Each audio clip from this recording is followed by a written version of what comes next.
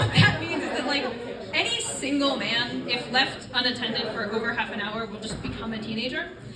And so that's really fun because my dad has been single for fucking ever. And so what's kind of happened is that, like, now that I'm 19 and I'm like the eldest of the teenagers, we're kind of equals, and then sometimes I also become the parent, which is really awesome and not weird at all. But no, the weirdest thing about, like, when your parents don't love each other is that they date other people. Yeah. So my mom's been married for, like, ever. Remarried, I guess, so, you know, she's not a problem anymore. But my dad has been single. My dad has been single for, like, as long as I can fucking remember. And it's at the point where, like, because he's on the apps, right? He's 25, he's with it. And so, yeah, like, we'll be talking and I can, like, see him, like, swiping, because this man is a fucking shark on Tinder. He is a shark on Tinder. It's terrible. Like, he's at the point where, like, he's had to extend the location settings because he keeps exhausting his local options. We'll be talking, I'll be like, oh, you know, like, are you seeing anyone? He's like, oh, yeah, there's a girl in Maryland.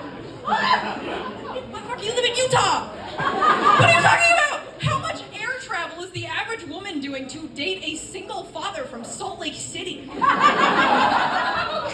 That's not a poll.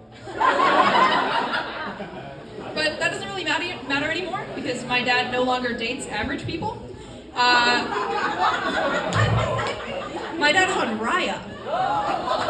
I give you some recognition. Raya is the dating app for celebrities and rich people. You have to apply to be on Raya. There are referrals, they check your Instagram, like, there is a wait list longer than the fucking Ivy Leagues. What is my father doing on Raya, you ask? I don't fucking know. We're not rich. He has like 300 followers on Instagram. Like, I don't know what's going on there. I think, honestly, because he's a teenager, he, like, snuck in the back door because he heard there are, like, hot blondes with big tits and nice cars. For the record, my mom is a brunette. But yeah, I have a lot of, like, insane fucking Raya stories. Anyone here who knows me has heard most of them, but I figured I would save the best for when I have the biggest audience.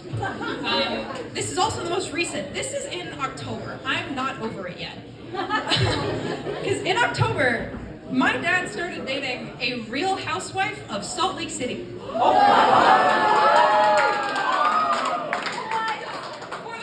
The second most popular Real Housewives. He was up there. He almost made it to the top.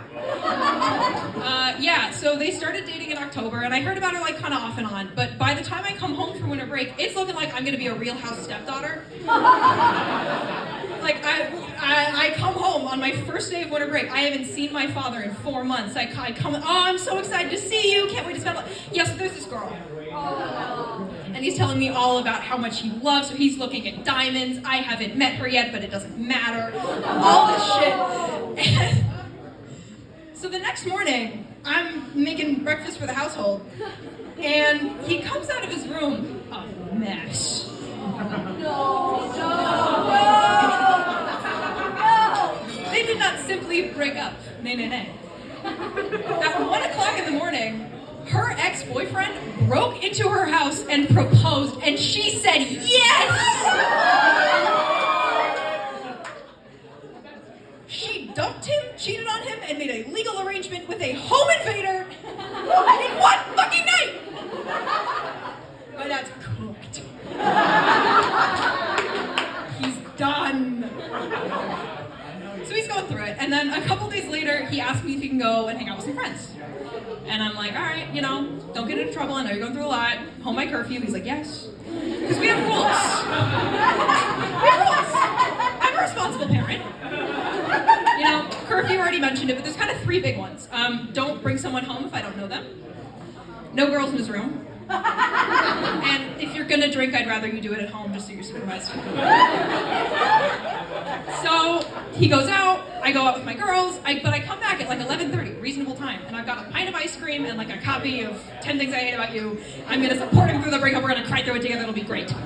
So I'm putting the ice cream in the freezer, and I hear a woman's voice in his room! That's rules 1 and 2, motherfucker, you're done! So I start making the loudest glass of water I've ever made. I'm trying to like get his attention. And he comes running, shirtless, running out of his room. It's not what you think. It's not what you think. I look over his shoulder, like into his room. There is a Real Housewife in my father's pajamas.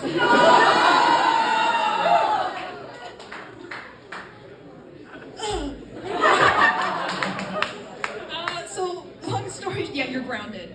I grounded him immediately, just done. You're done forever. Yeah, long story short, that one did not work out. For a lot of reasons he'll tell you, but really, primarily it was, I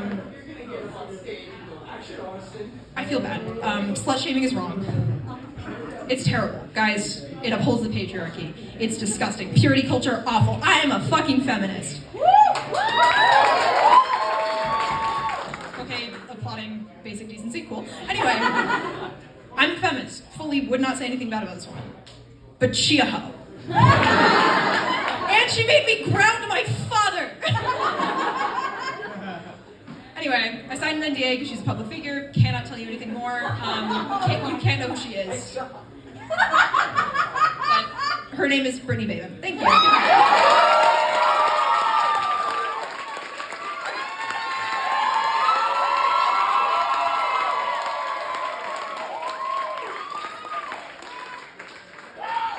Alright, if I just spent 5 minutes talking about my real dad, up next is kind of my campus dad because he's my mentor. Welcome, Toby Sanders!